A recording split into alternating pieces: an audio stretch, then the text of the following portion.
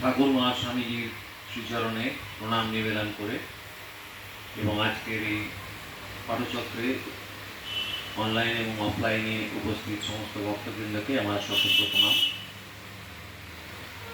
আজকে আমাদের যে ধারাবাহিকভাবে আমরা উপনিষদ পাঠ করছি এবং তার ব্যাখ্যা শোনা বা বোঝার চেষ্টা করছি। আজকের কঠোপনিষদের আমাদের দুটি মন্ত্র পাঠ হবে, 9 নম্বর এবং 10 নম্বর। এর আগে পর্যন্ত আমরা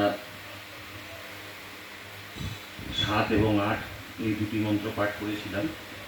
আমরা প্রথম অধ্যায়ের দ্বিতীয় বল্লী পাঠ করছি এখন, তারই 9 এবং 10 এই দুটি মন্ত্র আজ পাঠ হবে। প্রথমেই শান্তি মন্ত্র পাঠ করছি। আপনার কাছে যাদের কাছে বই আছে, বই খুলে দেখতে পারেন, পড়তে পারেন আমাদের সাথে। ওম সহনাও ভবতু সহনৌ ভুনাক্তু সহ বীর্যং করোবাবহৈ তেজস্বী নাবধীতমস্তু মা বিদ্বিষাবহৈ। ওম শান্তি শান্তি শান্তি। আমরা কঠোপনিষদের প্রথম অধ্যায় প্রথম বল্লী পাঠ করেছি আগে ইতিমধ্যে। এখন আমরা দ্বিতীয় বল্লী আমাদের পাঠ চলছে।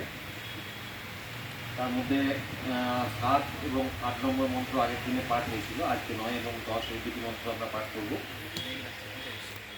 একটুখানি আপনাদের মনে করিয়ে দিতে চাই, আগের দিনে যে 7 এবং 8 এই দুটি মন্ত্র যে পাঠ হয়েছিল, এই দুটি এই কঠোপনিষদের দ্বিতীয় বল্লীর অত্যন্ত গুরুত্বপূর্ণ দুটি মন্ত্র এবং অত্যন্ত প্রয়োজনীয় এবং বাস্তব জীবনের সাথে অত্যন্ত সামঞ্জস্যপূর্ণ মন্ত্র।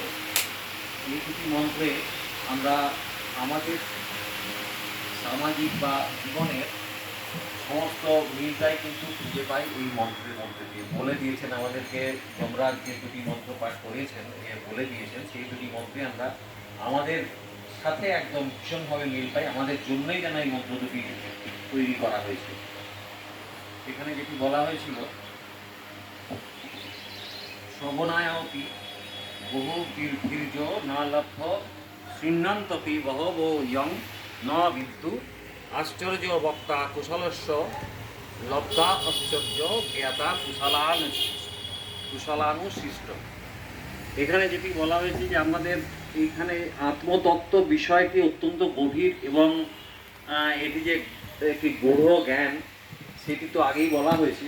এখন সেইটি বর্ণনা করতে গিয়ে বলা হয়েছে যে সেটি কত দুর্লভ তা জানার জন্য বলা হয়েছে যে আত্মতত্ত্ব বিষয়ক জ্ঞানটি অত সহজ নয় এবং কারা এই জ্ঞান পেতে পারেন, জ্ঞাতা বোদ্ধা, এবং কারা এই জ্ঞান উপদেশ দিতে পারেন, এই সম্বন্ধে এখানে পরিষ্কারভাবে বলা হয়েছে।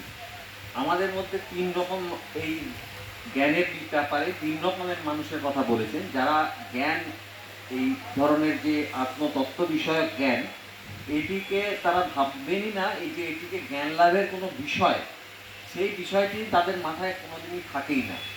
তারা ভাবেই না যে এটি একটি জ্ঞান, এটা লাভ করা উচিত আমাদের, সেই বিষয়ে তাদের কোনো চিন্তাই থাকে না। কারণ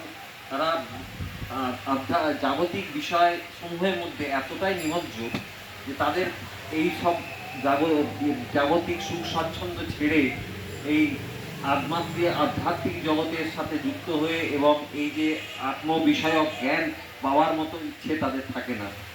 আবার কিছু মানুষ আছেন যারা এই আত্মতত্ত্ব বিষয় বা পরমাত্মা সম্বন্ধীয় জ্ঞান লাভের চেষ্টা করেন, কিন্তু তাদের হয়তো সেরকম বুদ্ধি নেই, তারা বোঝার চেষ্টা করলেও বুঝতে পারেন না, অথবা সেটাকে গুরুত্ব না দিয়ে এমনভাবে বোঝেন যাতে তাদের সেটা কোনো ফলই হয় না।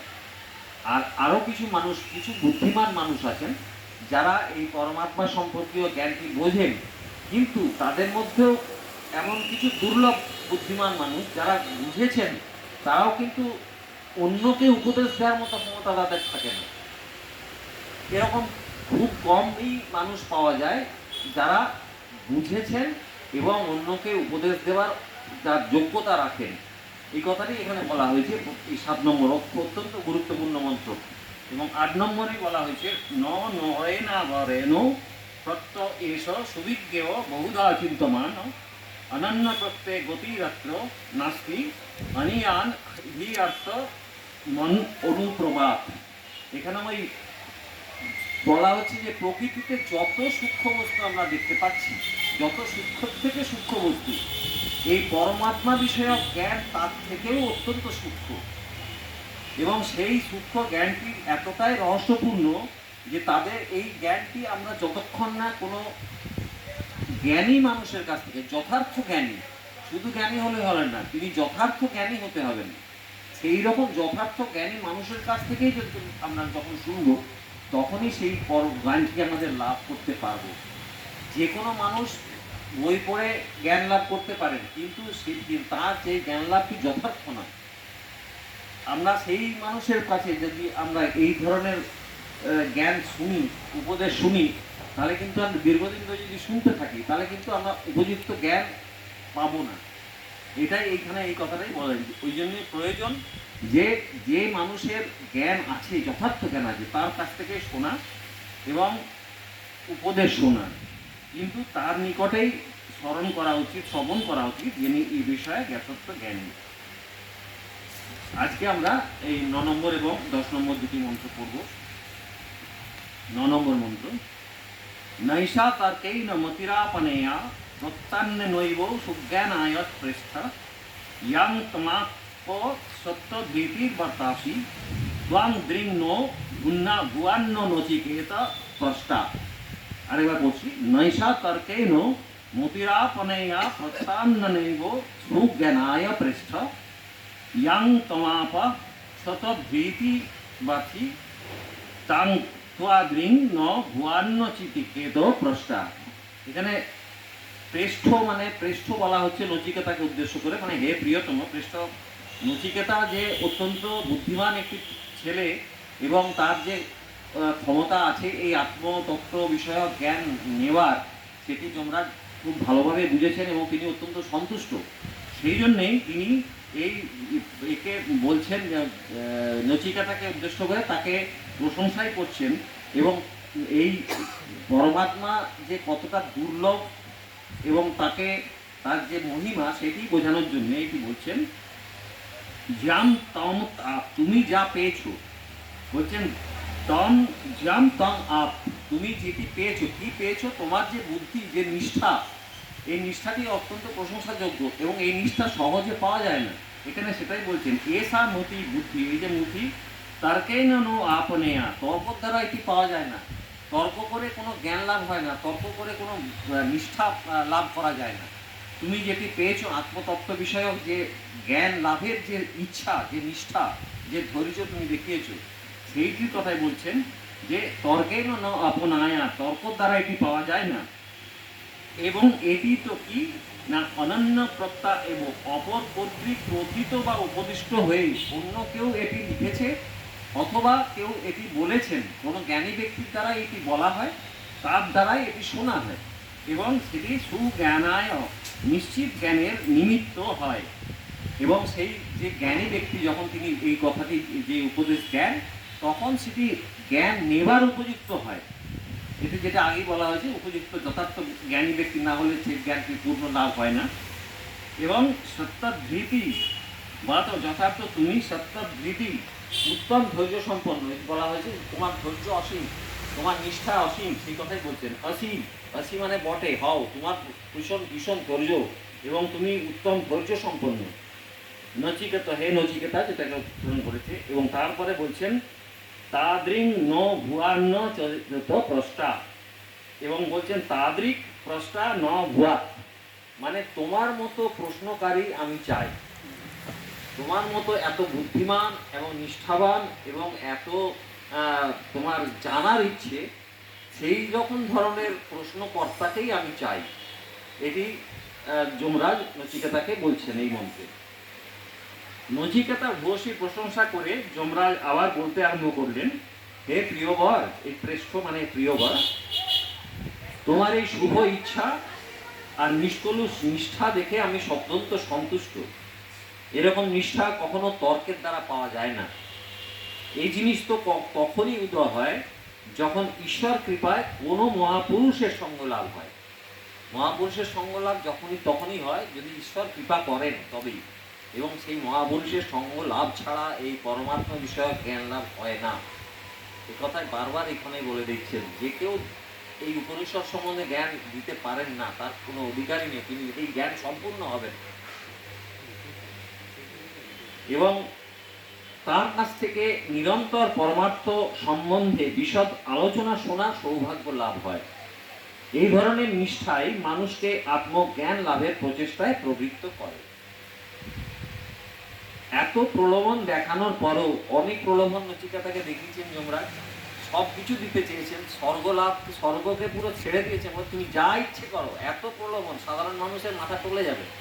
কিন্তু নচিকেতা এতই দৃঢ়চেতা, তার এতটাই প্রবল ইচ্ছা এই আত্মতত্ত্ব বিষয়ক জ্ঞান নেবার, যে সেই সব খেলায় সে প্রত্যাখ্যান করেছে এই সমস্ত প্রলোভন। সেই কথাই যমরাজ বলছেন যে তুমি এত কিছু প্রলোভন দেখানোর পরও তুমি আপন নিষ্ঠায় দৃঢ়ব্রত। এতে প্রমাণ হয় যে তুমি যথার্থ ধারণা সম্পন্ন, তোমার ধারণাটা যথার্থ, তুমি যে দৃঢ় এই ব্যাপারে সেটা তোমার যথার্থ। নচিকেতা, তোমার মতোই জিজ্ঞাসু আমার প্রয়োজন।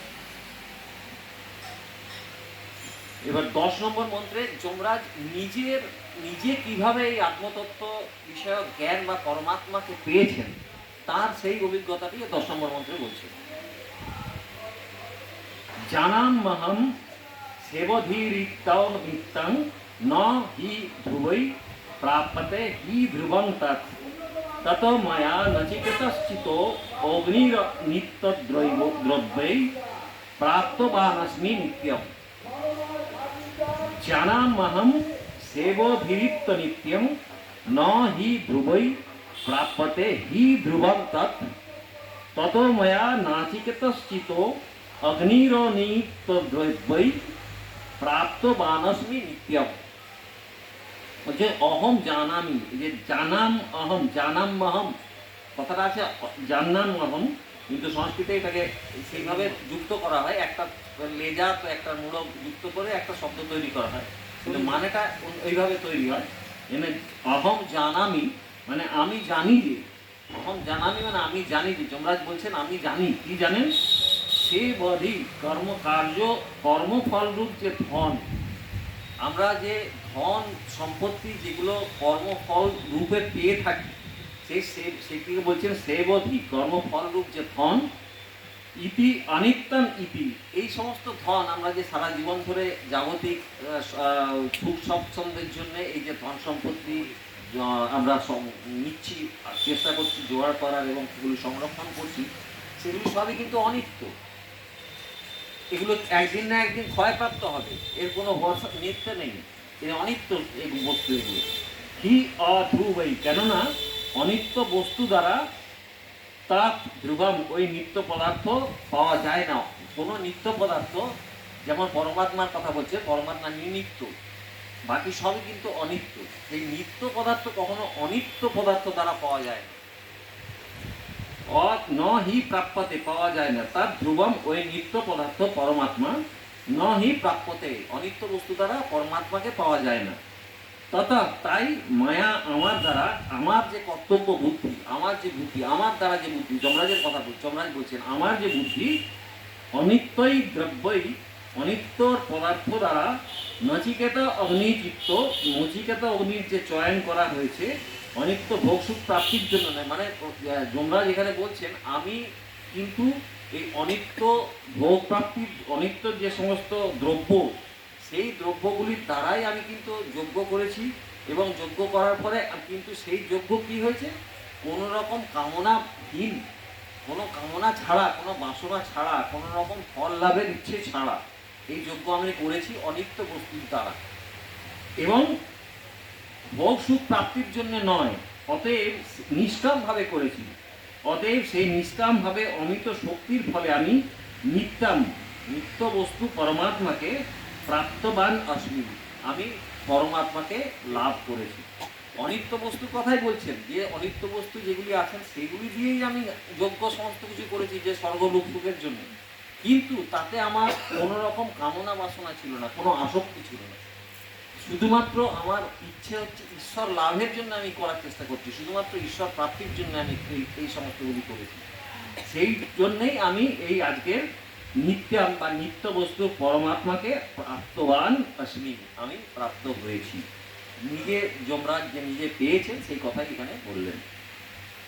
হে নচিকেতা, আমি ভালোভাবেই জানি যে কর্মসমূহের ফলস্বরূপ ইহলোকে বা পরলোকে যেখানে যে ভোগ সুখ অর্জিত হয় সে সকল যত বিশালই হোক না কেন, একদিন না একদিন তার ক্ষয় হবেই, অনৈত্য দ্রব্য।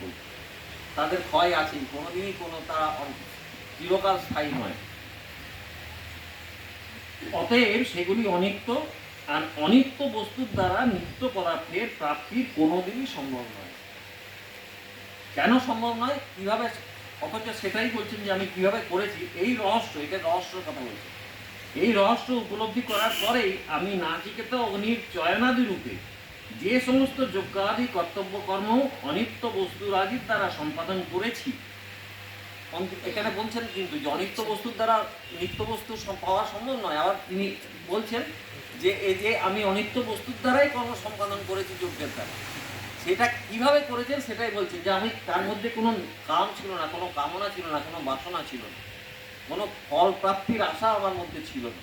আমি সেইভাবেই করেছি, শুধুমাত্র ঈশ্বর প্রাপ্তির জন্য আমি করেছি। এবং সমস্তই কামনা এবং আসক্তিহীন হয়ে কেবল কর্তব্য বুদ্ধিতেই করেছি। ঈশ্বরের প্রতি কর্তব্য পালন করার জন্যই এই সমস্ত বুদ্ধি করেছি। এই নিষ্কাম ভাবের এমনই মহত্ব যে অনিত্য বস্তুর দ্বারা কর্তব্য পালন রূপ ঈশ্বর পূজার দ্বারাই, অনিত্য বস্তুকে দিয়ে আমি সমস্ত যজ্ঞ করছি, কিন্তু সেটা ঈশ্বরের রূপ দেখে, সমস্ত জায়গা থেকে আমি ঈশ্বরকে দেখছি। এইভাবেই আমি ঈশ্বর পূজার দ্বারাই আমি নিত্য সুখ স্বরূপ পরমাত্মাকে লাভ করতে সমর্থ হয়েছি। এখানে শেষ করছি আজকে। নমস্কার।